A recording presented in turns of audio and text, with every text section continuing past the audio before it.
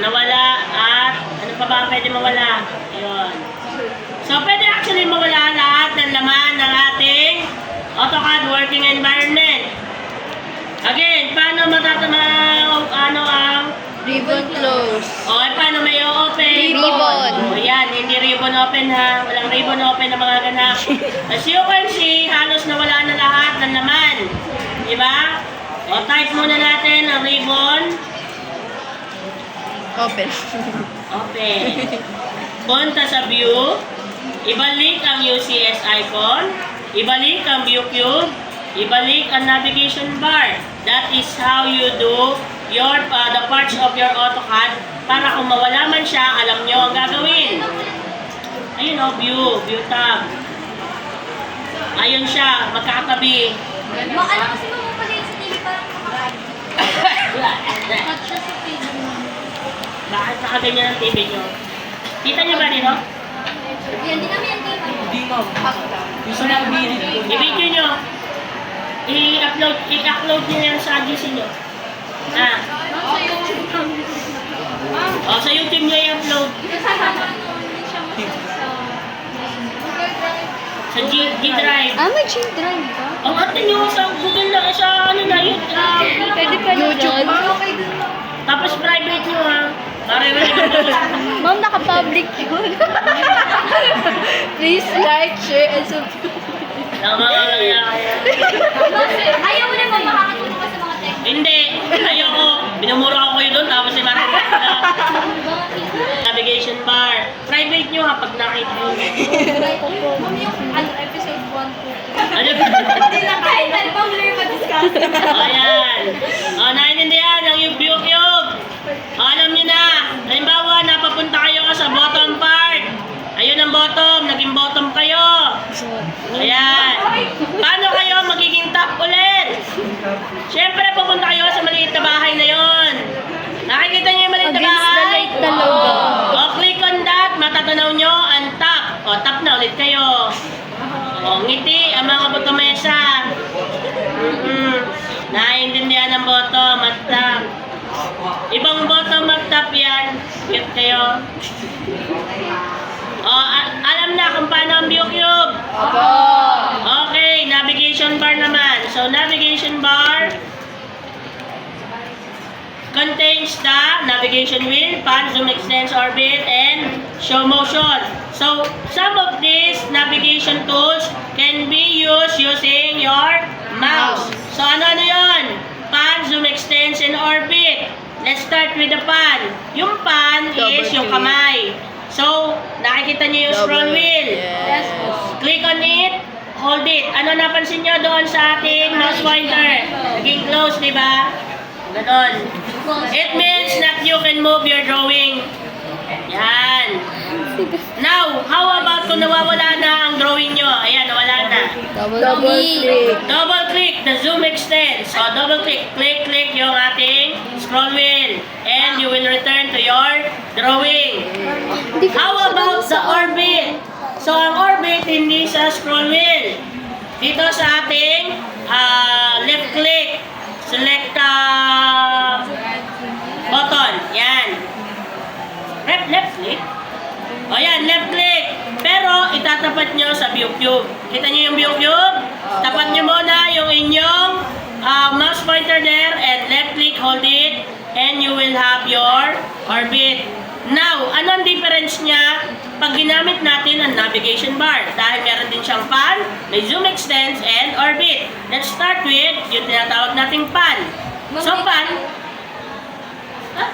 Sige. Kasi hindi makita. Okay, mamag ko. Wait lang. Wait. Kayo naman, sama-sama ugali niyo. Grabe nga. Kayo na may pinakamasama ugali kong presidente. Hindi nga. Hindi lang namin makita. Na tayo mag-move nito, nag-move to ako. Ayan. Sorry. Ayaw man. Ginawin.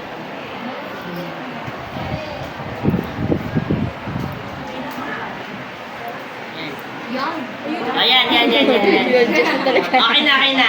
Ako pa mag-a-adjust sa TV nyo. Okay na. Ito ang pan, di ba? So, kung mapapansin nyo, pag ang ginamit yung pan ay galing sa navigation bar, you will start with an open hand. Kita nyo? Wala akong kiniklik. Nagiging open hand siya. And magko-close lang siya pag kinilit nyo yung right click, left click pala. And you can use the punch. Diba? Ngayon, kapag mouse lang, wala nang open hand. Diretso agad na close. Diba? How about the zoom extend? Same. It will zoom extend. How about the orbit? Ito pa yung difference. Kung ang mouse ang ginagamit nyo, itatapat nyo pa dito. When in this orbit, click nyo lang. Kahit saan kayo diyan, i-click nyo and you can orbit. Hindi nyo na kailangan itapat doon sa view cube. Escape and ayun na naman, na maliit na bahay. Para maging tap. Yan, naiintindihan pag ganon. Okay na. Okay na tayo sa navigation bar. Hindi pa. Ito pa, navigation wheel. So, si navigation wheel, it contains everything that a navigation bar contains. So, ang problema lang sa kanya is nasunod siya doon sa ating mouse pointer. And, nagiging nuisance na lang siya. Kasi nakakasura siya. Huwag kayong magsalita. Sino yung nagsasalita? Sino yung nagsasalita? Turn it off, escape, or you can click the X doon sa navigation wheel. Ito. Yun. Ayun o, X. Or escape. Ha? Same as navigation bar. Nasunod nga lang. Sa navigation bar kasi, hindi yan susunod sa iyo. This one, susunod yan sa iyo. Tama, zoom. Zoom. Pivot, orbit. Nasunod sa iyo. Diba? Nakakasura siya. Depende sa inyo. Kung hindi kayo nasusura sa kanya, then you can use it. If not, then you cannot use it. Yun.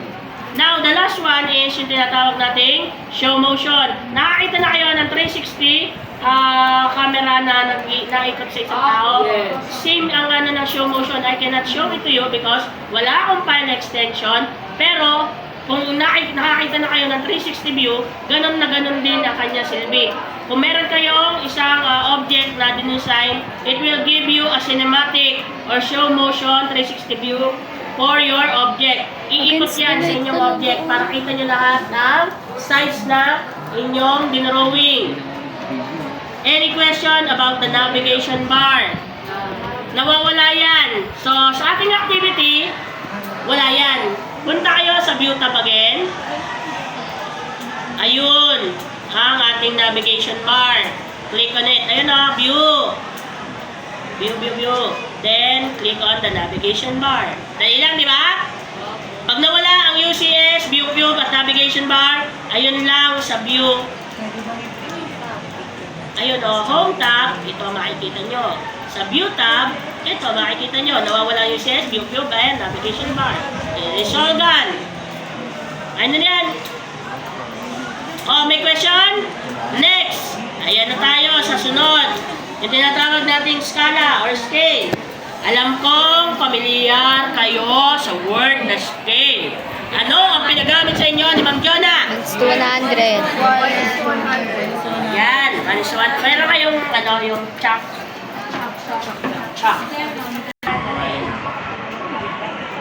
So, iyan ang pangkaraniwang scale na ginagamit nyo. So, it is a scale wherein you can use your ruler. Anong unit ang ginagamit nyo for 1 is to 100? Centimeter. So, alam na kung ang scale. Alam niyo yan, di ba? O, hindi makasagot. O, ano ang ibig sabihin ng 1? Isa sa wala. What does 1 represent? Ayan na naman. What the... Ano? 1 cm. Ha? 1 cm. Saan ko yan? 1 millimeter. Akala ko alam niyo na ang scale. 0%. Oh, what does 1 represents? 1 meter. Sa ating scale, 1 is to 100. cm. Ano 1 meter?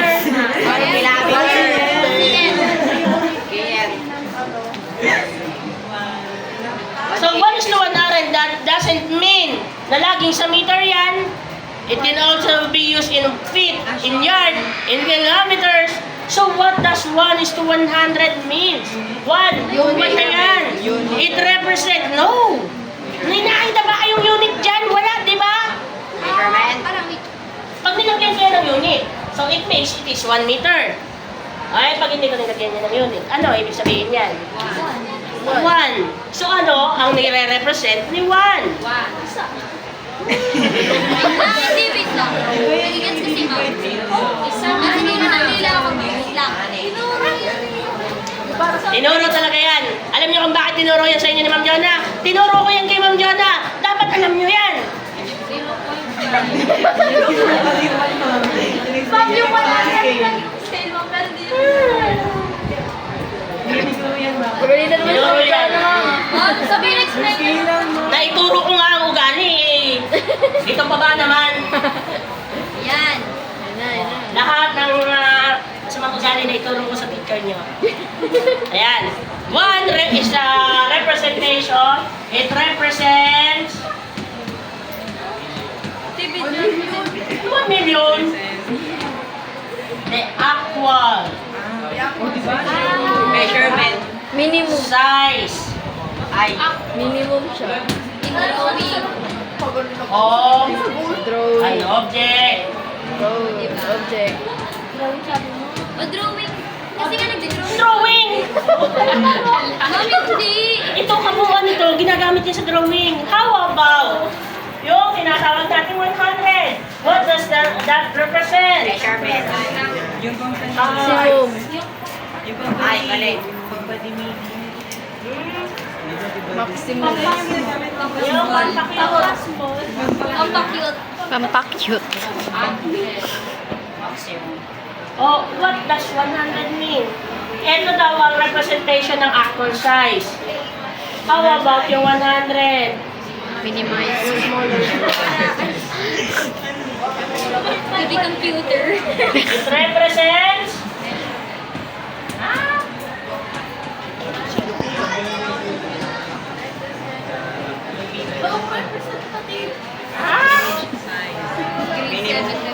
susubong ko kayo lahat kay Ma'am Jonah. Hindi niyan. 500 yan. Ano ang nangyayari doon sa drone measurement natin?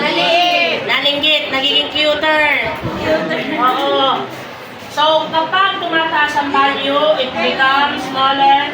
And if it becomes, pag bumababa ang value, it becomes Bigger. bigger. Yun lang ang tatandaan nyo, ha? Pagamitin ko kaya ng mga langan kayo, o magdodrawing tayo. No. Ma'am. Palalakihin ko kayo ng Pinibig kami matagtag. ni Ma'am Jonah. Ma'am, matatag na kami kay Ma'am Jonah. Ito ang ating scale tab. Ito, nakita niyo yan? So, meron tayo dyan different scales. You can choose any scale that you want. But, kapag nagbigay ako ng specific scale that you will use on an object, syempre, papalitan nyo. Depende sa sinabi ko.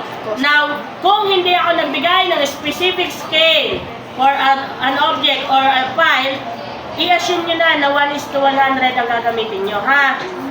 Pag nagbigay lang ako, sa kanya yan papalitan. Pero, by default, lagi yung 1:1. Papalitan nyo agad na 1:100. Kain mo na yan. Ah, nice. Next.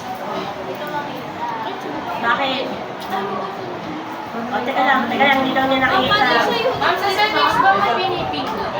Ha? Saan mo kita yun? Ako rin. Ma'am, paano pagpalit? Yung scale. Scale na, ayun ang scale ng 1:100. Saan mo kita mo? Hindi nyo kita? Nakawa na tayo mga. Ito na, papalitin ko.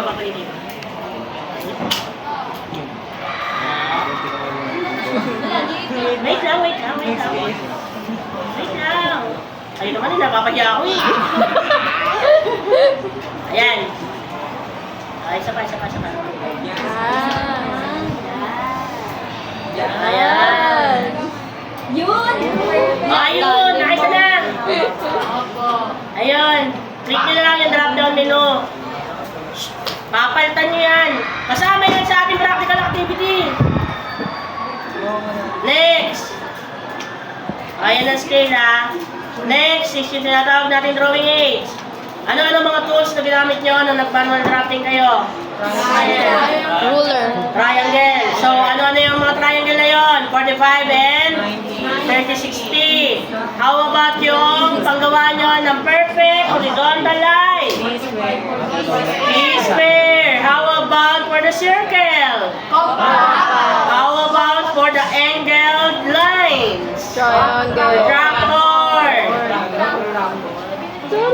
O lahat na nabanggit nyo represents the drawing aids. Kayo ay gumamit na actually ng drawing aid. No? Nag-practical kayo. First practical. Ano ang ginamit nyo drawing aid noon? Light. Ano? Light. Ha? Ano yung pinagamit ko sa inyo noon? Ang circles ka dyan. It starts with the letter F. Anong French? French curve. Ano yung pinindit nyo? Starts with the letter F.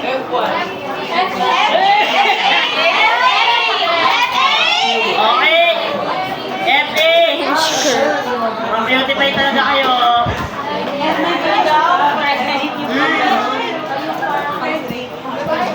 Ayan, yan. Kita nyo ba yung ano natin?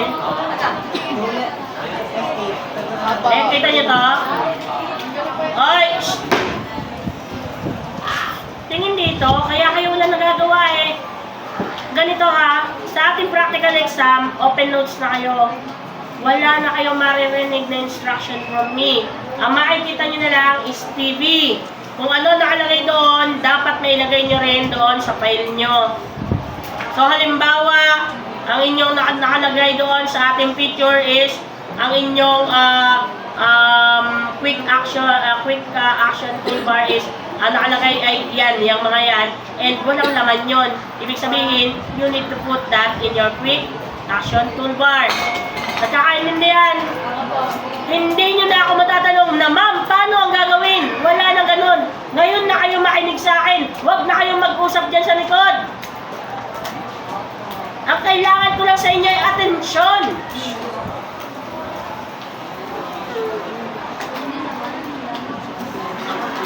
O, ito ang ating drawing aids. It starts from here. Kita nyo yun? Go. Ito na naman tayo. Teka lang.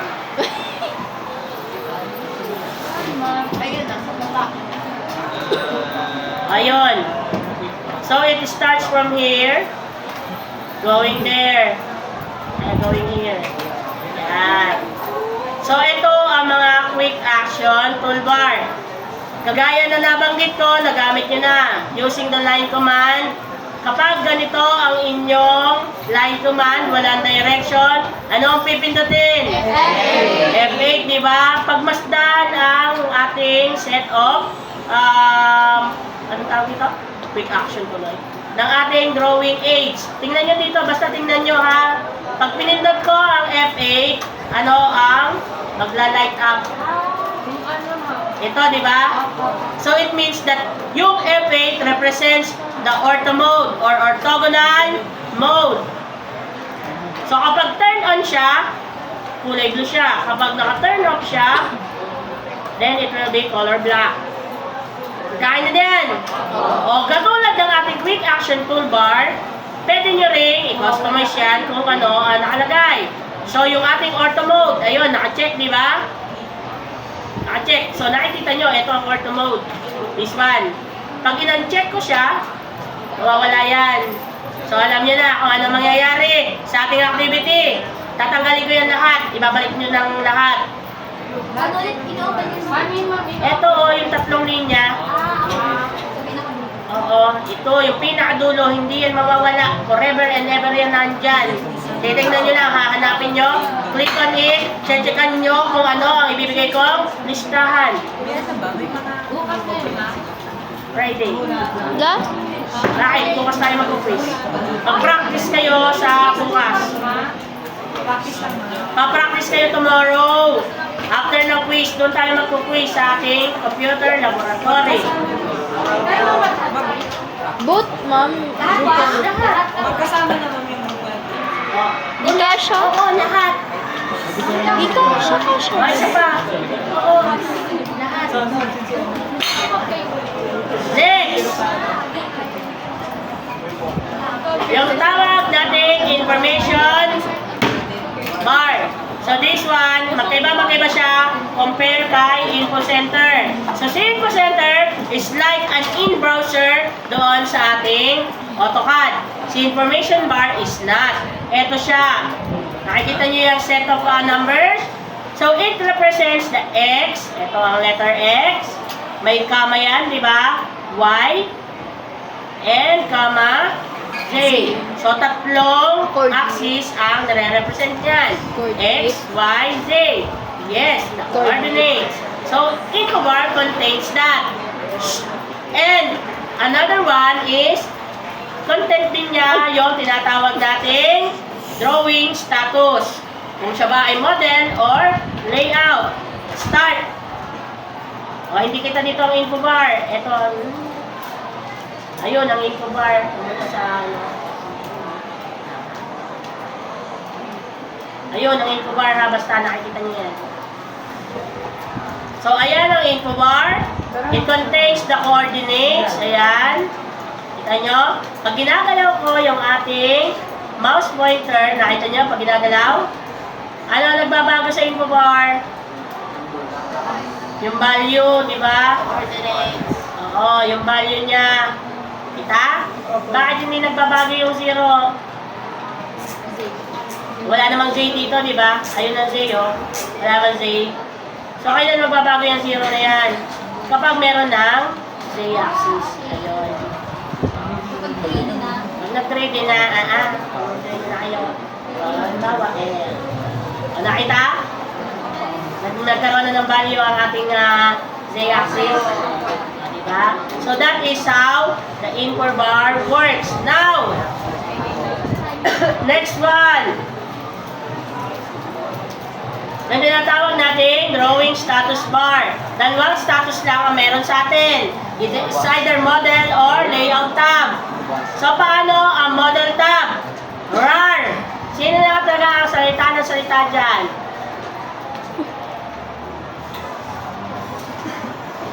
Isa pa, at titigil ako na to. Tingin. Ano to iho?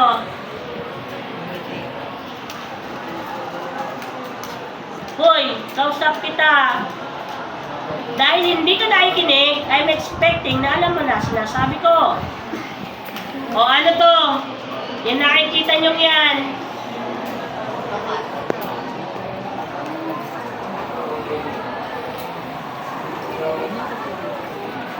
O ano yan? Di malam. Dito ka makinig. Same goes yung nandyan sa gitnang yan. Gusto nyo to? Because yung ating representation is naka-infinite model pa. Naka-infinite drawing area. Kagaya ng definition natin, yung nasa definition, an endless drawing area for n scale ratio of an object. It means wala yung katapusan. Model tab nga eh. How about the layout tab? May katapusan si layout. As you can see, contained yung ating drawing sa isang size ng bond paper. Bakit sa tingin nyo meron tayong model tab at merong layout tab? For printing. For printing. Very good. For printing. Pag pinirint natin tong model tab, wala kayong makikita dyan. Miss Kituldok. Bakit? Ang ipiprint niya is buong area ng inyong model tab. Ano ba ang area natin, di ba? Infinite. Walang katapusan. Sa tingin nyo, yung dinrawing natin kanina, this one, ganun siya kalaki sa infinite space. Non-existent ang peg. Wala kayong may piprint, di ba? Ngayon, kung nasa layout tab na kayo, makikita nyo, naka-contain siya. Di ba? Nakalagay siya sa isang bond paper. It means na pwede nyo i-print yung inyong dinrawing. Kita nyo yan, no? Ayan yung dinrawing, di ba? So, pwede nyo i-print. Dahil ang ipiprint lang niya is yung content ng inyong bond paper. Nagkakaintindihan? So, that is the model and layout tab. Paano natin matatagal yan? Pwede i-click nyo yung dito. Yan. O, Model layout. Meron tayong dalawang layout. Pwede nyo actually yung dagdagan. Ayun. Pwede yung isa pa. At isa pa. And many more. Daan nyo na yan. Sa model and layout tab. Opo. Pwede rin dito sa inyong tab or yung file tab nyo. As you can see, this is the model. This is the layout. Diba? So, pwede, diba? So, dalawa. Ito and dito. Now, the next part. Hanggang oras tayo, 50. The next part is the command line bar. You are all familiar with the command line bar. Dito kayo nagtatype. Dito kayo nagbabasa kung ano ang sinasabi ni AutoCAD. Pero, pag ba nawala sa command line bar, makakagawa pa ba kayo ng model? Di na po. Pwede pa. Halimbawa,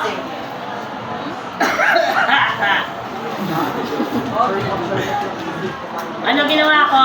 Move. Ribbon. Ribbon? Close. Very good.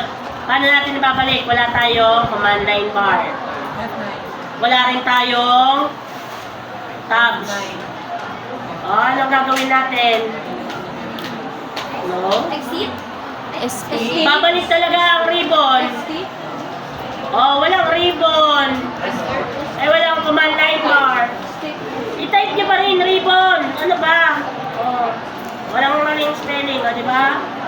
Kahit wala yung command line bar, you can type actually. Bakit may command line bar? Para actually makita nyo kung ano tinatype nyo. Yun lang yung dahilan nun. Now, kung wala ang command line bar, paano nyo ibabalik? Ano yung sinabi ko noong last? Ribbon. Saksakin kita! Ribbon ba? Command line bar talaga ang aking binababalik. Ano? Ano F9? Command. Control, take note. Control plus 9. CTRL plus 9. Tandaan niyo yun. Huwag kayo, matulog. Wow. Tingin dito. Anong gagawin? CTRL. Oy! Anong gagawin niyo pag nag-practical na ako? Tutungawa na lang.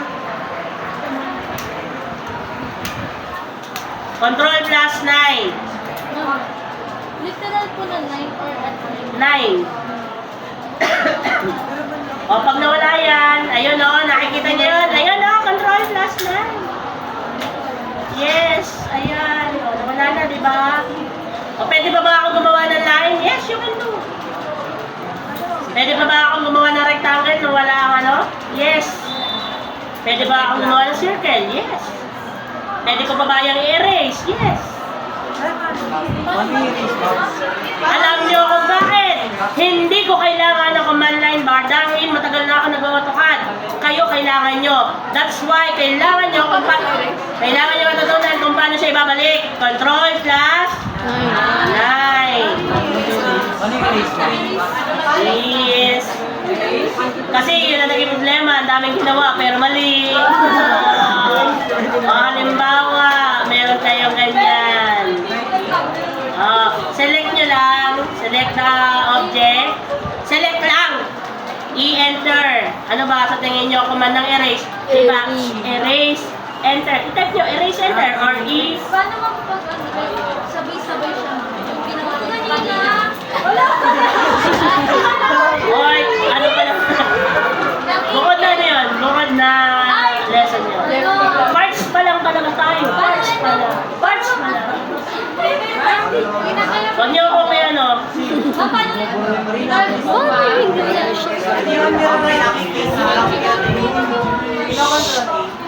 Next! So, binackspace na yung mga backspace. Okay, the user coordinate system. So, the user coordinate system, unlike the word coordinate system, can be customized by the user. Kaya nga tawag sa kanya ay user coordinate system. So, ano yun? The X, Y, and Z. So, pwede nyo ba pagpalit-palitin yung coordinates na yan? Yes, you can. Dahil yan ay depende nga sa user. So, by default, ito ang X, ito ang Y. Mataas ang Y, papunta dito sa kanan ang X. Now, pwede ba natin yan baguhin? Yes, we do. Yan. Yan. Bakit? Lakas mo yun. Bakit ba? Ano ba? Bago na yan. Wala, ba't may redo? O, as you can see, same pa rin. Ang Y ay pataas, ang X ay papulang kanan, and nakikita na natin dito ang Z. Pagmasdan kung paano ko babaguhin ang direction ng user coordinate system. Ano? Halimbawa, magdodrawing ako dito. Ano napansin nyo? Nasaan na yung X, Y, and Z? Iba na ang direction, right? So, it depends kung saan nyo gagamitin ang UCS. Kung sa surface na to nyo gagamitin si UCS, then definitely, ang Z nyo ay papuntang dito sa direction na to. O how about kung dito? Saan ang Z nyo? Yung papunta sa blue direction. Tingnan nyo. O, diba? So, it depends kung saan surface kayo magdodrawing. O, dito, sa part na to, o, saan sa tingin nyo ang Z? Ayun pa rin, blue direction. Ay, sorry. Diba? Nakaintindihan? Okay, kung nakaintindihan, ayan ang ating user coordinate. It is located dito sa part na to. Minsan, nandun yan. Next! Last one, last two. O, bukas na to last two, bago tayo mag-quiz, para meron din tayo konting ano.